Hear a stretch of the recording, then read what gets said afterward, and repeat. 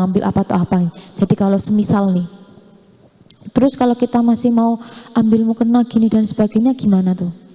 Gini, kalau semisal itu, misal seperti itu keadaannya, sebelum pergi ke kamar mandi untuk beristinja, untuk melaksanakan serangkaian perkara yang harus dilakukan untuk wudhu ini nanti mending tempat sholatnya disiapkan dahulu, digelar dulu sajadahnya, mukenanya, semuanya, misal pakai baju sholat itu disiapkan terlebih dahulu kayak gitu.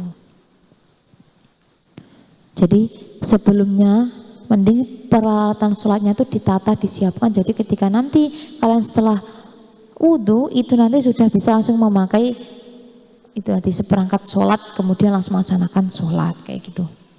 Kemudian nanti untuk syarat wudhunya orang istihadah itu nanti setelah masuk waktunya sholat ya.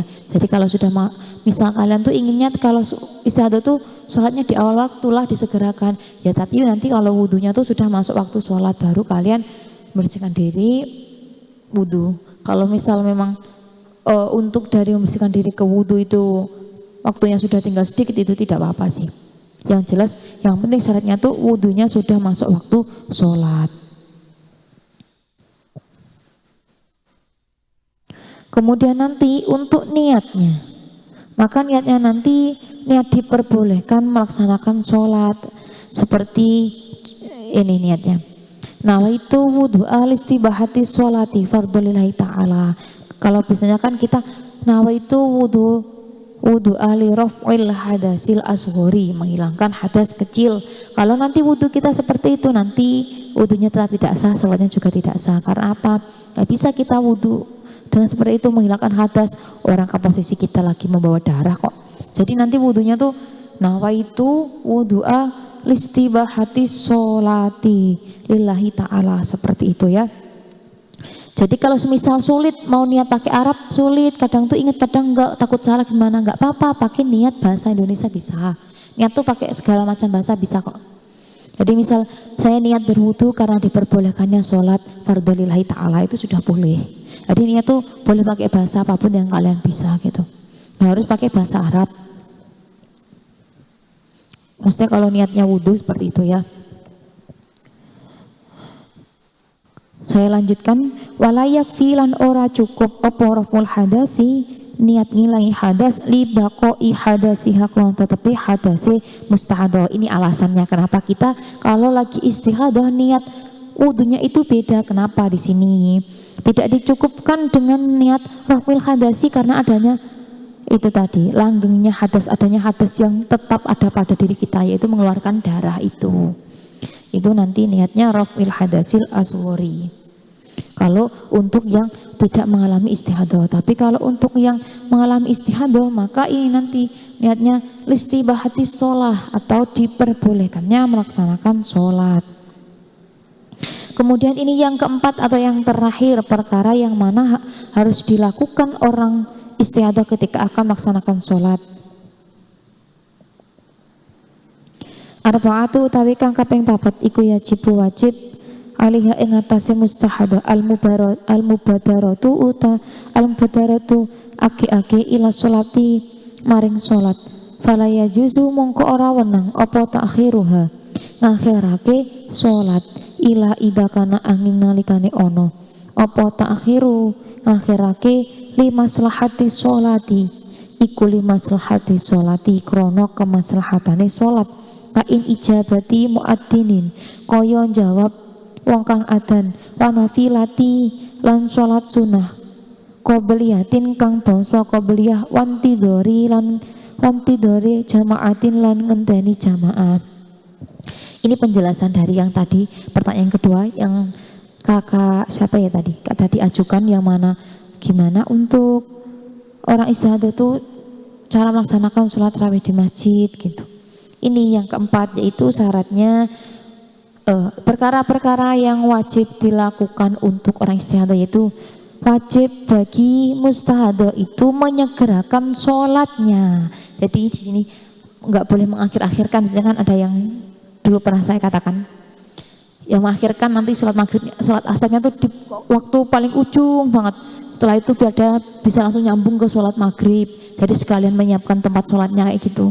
Itu tidak boleh ya. Di sini hukumnya tidak boleh karena wajib menyegerakan sholat. Fala yajuzu ta'khiruha, maka tidak diperbolehkan untuk mengakhirkan sholat. Di sini tidak boleh. Akan tetapi nanti ada pengecualian. Ila idza kana ta'khiruha li maslahati sholah. Kecuali ketika nanti mengakhirkan sholat itu ada kemaslahatan. Misal sholatnya tuh mengakhirkan di akhir waktu karena menunggu jamaah, imam belum datang, itu boleh. Mengakhirkan sholat karena adanya kemaslahatan seperti itu menunggu jamaah. Kalau sholat tarawih kan seperti itu ya, nanti pasti menunggu jamaah. Misal sholatnya tuh sholat kayak di asrama, itu masih nunggu imamnya belum datang, itu boleh.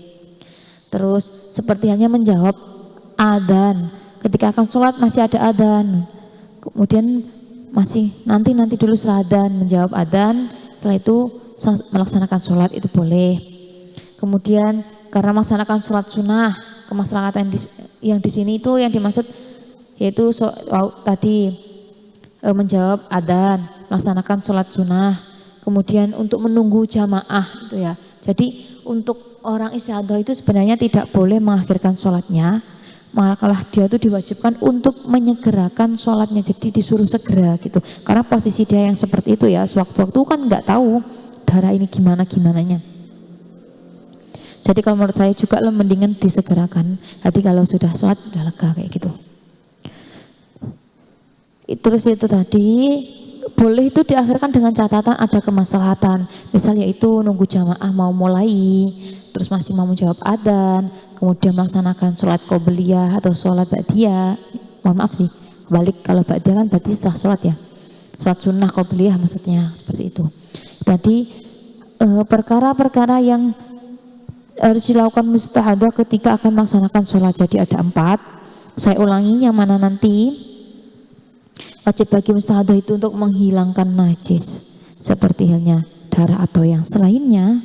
Kemudian wajib bagi dia juga untuk menggunakan haswu, itu wajib, kecuali untuk dia yang berpuasa ya. Ya untuk dia yang berpuasa, baik nanti puasa sunnah maupun puasa wajib, itu nanti kalau pakai ini bahasanya hampir mirip. Untuk baik nanti puasa sunnah ataupun wajib, ketika pakai hukumnya batal. Tapi kalau untuk puasa wajib Ramadan itu nanti diwajibkan pakai wajib tidak menggunakan haswu. Puasa sunnah pun juga seperti itu. Pokoknya bagi yang berpuasa. Kenapa puasa nanti batal?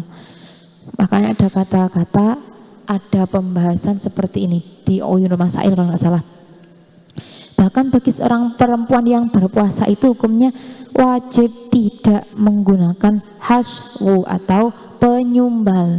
Jadi tidak perlu disumbat tempat keluarnya darah kalau untuk orang yang posisinya sedang berpuasa.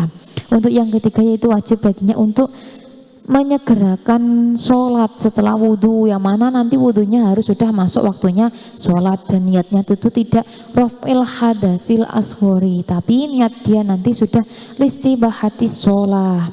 Dan yang terakhir wajib yang dilakukan untuk orang istihadah yaitu menyegerakan sholat, tidak boleh mengakhirkan sholat kecuali nanti ada kemaslahatan sholat, semisal yaitu menjawab adzan, kemudian menunggu sholat jamaah, atau dia masih melaksanakan sholat qobliyah, itu nanti boleh mengakhirkan sholatnya. Itu untuk perkara-perkara yang wajib dilakukan untuk orang yang mengalami istihadah. Itu ya. Jadi hari ini saya telah membahas hukum-hukum umum orang yang mengalami istihadah dan perkara-perkara yang harus dilakukan untuk orang yang mengalami istihadah ketika akan sholat. Saya akan lanjutkan untuk bab selanjutnya, yang mana kita setelah melewati beberapa bab, yaitu tentang bab istihadah itu telah selesai. Saya lanjutkan untuk bab-bab selanjutnya. Jadi kita sudah selesai untuk membahas istihadahnya orang head kayak gitu. Sudah selesai. Kemudian kalau untuk orang nifas itu nanti tidak jauh beda dengan istihadahnya orang head. Jadi tetap ada pembagian muqtadah mumayyizah, muqtadah ghairu mumayyizah, itu tetap ada gitu. Untuk sebelumnya akan saya bahas dulu bab selanjutnya, yaitu